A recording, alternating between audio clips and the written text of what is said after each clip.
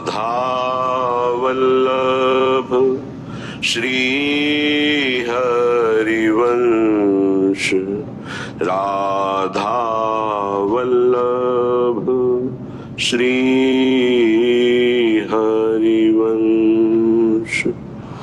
वृंदावनेश्वरी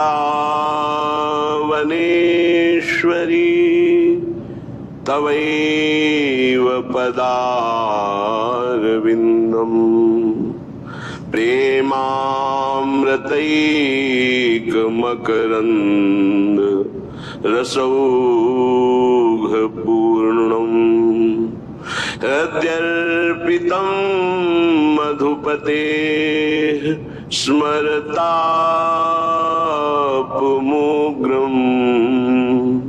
निर्वापयत् परमो शीतलमाश्रयामि, परम शीतलमाश्रयामि।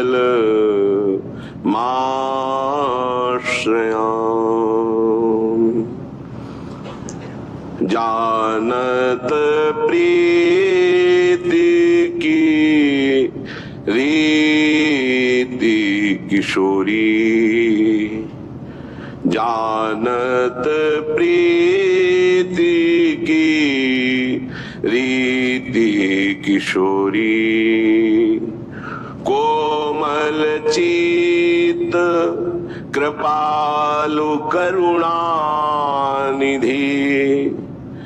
सदय हृदय ब्रज गोरी, सदय हृदय ब्रज गोरी। जानत प्रीति की रीति किशोरी, ताको त्यागी विषय मन दीनो। कैसी कुमति, परम करुणामयी लाडली जी के चरणों का आश्रय मिला, श्री धाम वृंदावन का परिचय मिला, राधा नाम का संबंध मिला, पर ये मन, ये दुष्ट इंद्रियां, ये विषय में है। सुख मान करके प्यारी जी की नाम स्मरण वृत्ति का त्याग करके भोगों का स्मरण, भोगी पुरुषों का संग, भोग क्रिया, भोग सुख, कैसी कुमति है। सच्ची मानिए, कभी भी अपने मन पर साधक को विश्वास नहीं करना चाहिए। विश्वास योग्य मन तब होता है जब भगवत साक्षात्कार हो जाए, क्योंकि इसके बाद प्रभु के सिवा और कुछ दिखाई नहीं देता। तो फिर काम, क्रोध, लोभ, मोह, मद, मत्सर, इनका कोई प्रभाव नहीं पड़ता। जब तक सामने स्त्री है, पुरुष है, जड़ है, चैतन्य है, अच्छा है, बुरा है, तब तक ईमानदारी से कभी अपने मन पर विश्वास मत कर लेना, नहीं ये मन आपको नष्ट कर देगा। ऐसा फंसाता है कि फिर उस बंधन से मुक्त होने की हिम्मत नहीं रह जाती उपासक में। वो साहस नहीं कर पाता कि मैं विषय के बिना कैसे जीवित रह पाऊंगा। और ऐसी करुणा हमारे ऊपर हुई, हमें मानव देह मिला, बड़ी दुर्लभ बात, श्री धाम वृंदावन आने को मिला, श्री धाम वृंदावन की महिमा सुनने को मिली, अद्भुत प्यारे जू के हृदय में गुप्त रहने वाले गोरे चरणारविंद की शरणागति मिली, प्यारे जू की रसेंद्री जिस राधा रस का रसास्वादन करती है वो राधा नाम मिला। फिर भी हम गंदे विषयों का चिंतन, गंदे विषयों की भोगने की प्रवृत्ति। भोरी सखी कह रही है, ताको त्यागी विषम मन दीन हो, जीवन यो ही गयो री, जीवन यो ही गयो री। कोटिक भांति कुकर्म कमाए, छिन नहीं नाम जप्योरी, छिन नहीं नाम जप्योरी। जानत प्रीति की रीति किशोरी। ये मन पूरे जीवन भर फंसाए रखता है। ये भोग लिया, ये भोग लो, ये देख लिया, ये देख लो, ये सुन लिया, ये सुन लो, बार बार वही। कभी तुम्हें मन पे गुस्सा नहीं आता कि इस दुष्ट मन को अब जलने दिया जाए? इतना प्यार मन से है कि मन की जलन बर्दाश्त नहीं। मन जहां जलने लगे तो बस फिर कुछ रहे, कोई नहीं। मन को इतना दुलार, अरे उस दुष्ट को जलने दो, वो जल करके निर्विकार होगा। पर इतना तदात्म मन से है कि मन की जलन हम स्वयं में मान लेते हैं, और जहां स्वयं में मन की जलन माना तो मन हमें गुलाम बनाकर मनमानी आचरण कराता है।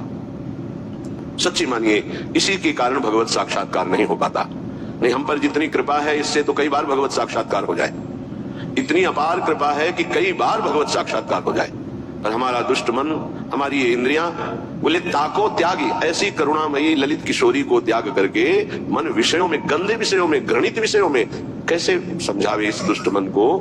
मलमूत्र के द्वार इस शरीर को प्रिय मानकर इन्हीं शरीरों में सच्चिदानंद सुख की खोज कर रहा है।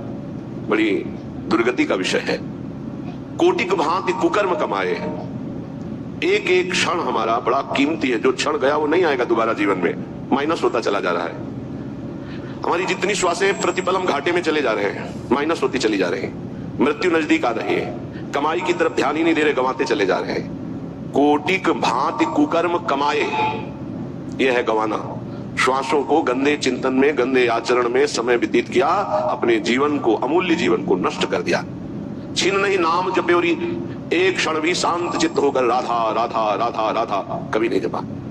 पर हे किशोरी जो, आप तो प्रीति की रीति जानने वाली हैं। जैसा भी हूं, मैंने अपने जीवन को आपके चरणों में समर्पित कर दिया। कुकर्मी हूं, पापी हूं, नीच हूं, पर लाडली तरसत अज हूं दरस की प्यासी, प्यारी मैं तो तिहारी दासी। बार बार लोचन अकुलावे, मन अधीर नहीं धीरज आवे। अब तो देहु कृपालु किशोरी, सहज कृपा करे कुंज खवासी।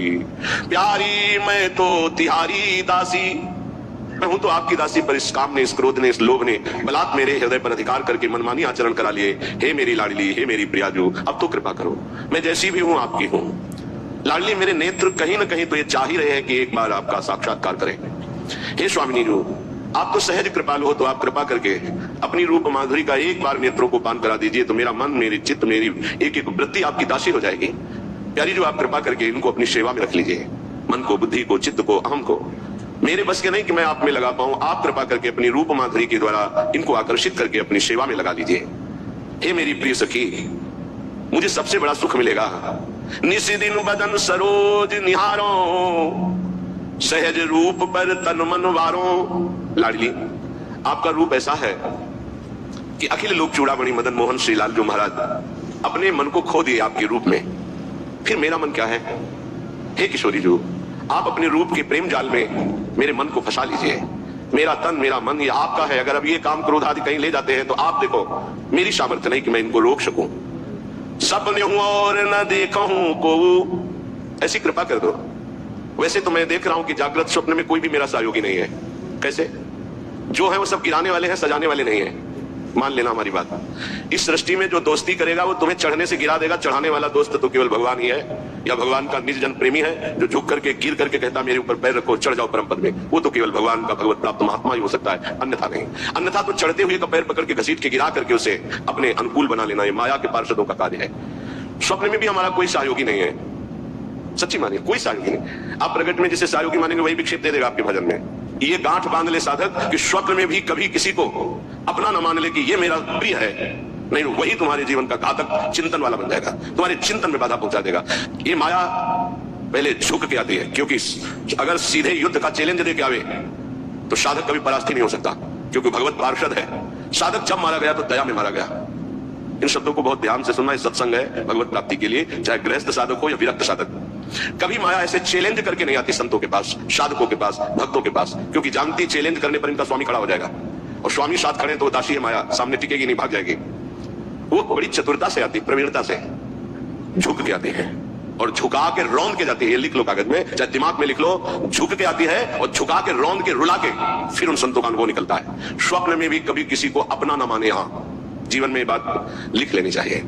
ये अनुभव की बात है। विक्षेप त्रिभुवन में कोई नहीं डाल सकता। विक्षेप वही डाल सकता है जिसको अपना माना है, बस। वो चाहे वस्तु हो, चाहे व्यक्ति हो, चाहे स्थान हो, जिसे अपना मान लोगे वही तुम्हारे भगवत चिंतन में बाधा खड़ी कर सकता है, अन्यथा किसी की ताकत ही नहीं है। और हम अपना कब किसको मानते हैं? जब कोई झुक के रो के आता है तो दया से द्रवित होकर के जो भी उसे स्वीकार करता है तो उसकी दया का दुरुपयोग करके रौंदते रौंदते उसे भगवत विमुख करने की पूरी चेष्टा की जाती है। ये माया है।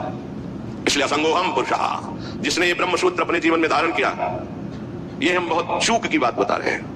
दया बिना साधु कसाई, दया करी तो आफत आई।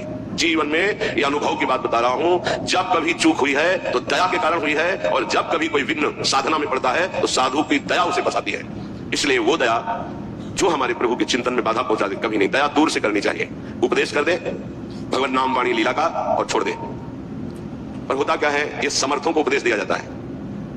जिनको अपने बल से उठाकर भगवत प्राप्ति करानी होती है, उनको उपदेश नहीं दिया जाता, उनको गोद में लेकर चला जाता है।